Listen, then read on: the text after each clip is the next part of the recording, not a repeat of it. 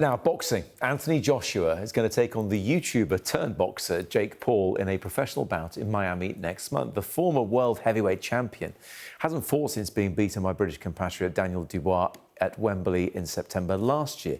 Our sports correspondent Rob Harris joins me now. This is intriguing because AJ is an incredible boxer. Jake Paul's a pretty good boxer. You've been speaking to his boss as well.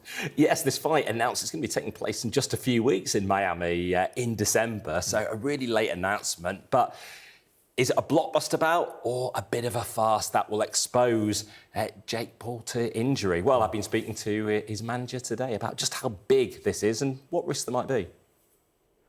I think for Jake, it's doing the impossible, silencing the doubters and putting himself in a position to be in conversation for a belt, and he gets that if he beats Anthony Joshua. And for Joshua, it's pretty simple. He's been out for quite a bit of time.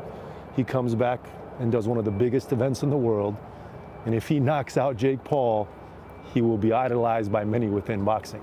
It angers people in boxing that we can come in and get as much attention and notoriety as we have, as quickly as we have. Is there a fear of injury?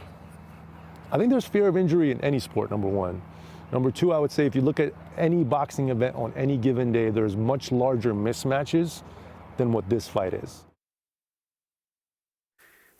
There's a huge purse here, isn't there? It's going to generate a lot in TV income. But I do wonder what the rest of the, let's say, orthodox boxing world thinks about this.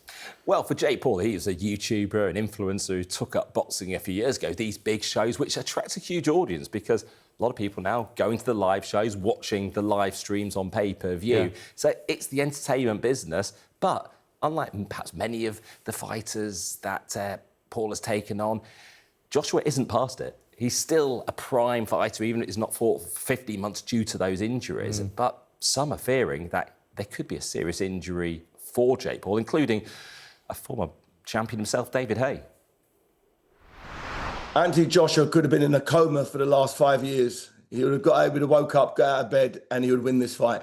He's two completely different specimens in there. I can't see any version of reality where Jake Paul somehow finds a way to win one round, let alone win the fight. You know, if there's a 1 minute section of the fight that Jake Paul does better than Anthony Joshua in, that's a win for Jake Paul. Well, how prepared is Paul for it? Can he match the weight of Anthony Joshua? That is one of the challenges in the next few weeks. Well, it's clearly going to be a spectacle the world will watch, probably out of just a sense of how will Jake Paul cope against someone who has his pedigree, Olympic champion back in 2012, Joshua. Absolutely. Yeah, big punch at AJ. Fascinating nonetheless. Rob, thank you very much indeed.